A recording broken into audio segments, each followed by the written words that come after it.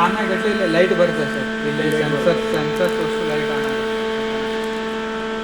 ಇದು alpha T 2.0 open ಮಾಡೋಕ್ಕಿಂತ ಮುಂಚೆ ಇದು ಡ್ರೈವ್ ಬಟನ್ನು, ಇದು ಲೇಸರ್ ಬಟನ್. ಇದು ನಾವು ಆನ್ ಮಾಡಬೇಕು. ಸಪೋಸ್ ಇದನ್ನ ಆನ್ ಮಾಡಲಿಲ್ಲ ಅಂದರೆ ಆಫ್ಲೈನ್ ಮೋಡ್ ಅಂತ ಬರುತ್ತೆ. ಡ್ರೈವು, ಇದು ಲೇಸರು, ಇದು ಎಮರ್ಜೆನ್ಸಿ ಸ್ಟಾಪ್ ಬಟನ್.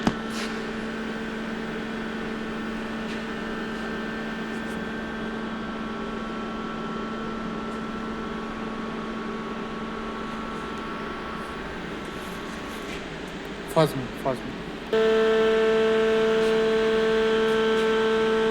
ಇನ್ನು ಸೇಫ್ಟಿ ಕಾಸ್ ಬರುತ್ತೆ.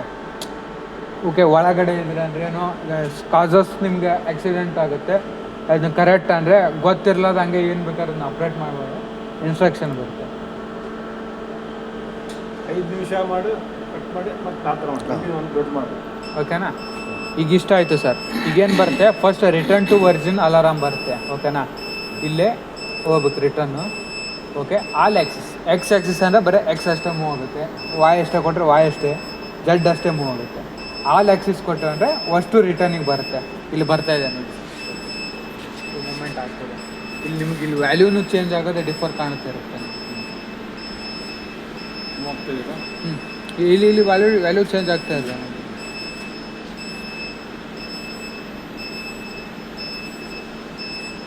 ಓಕೆನಾ? ಫಾಸ್ಟ್ ಮಾಡಿ.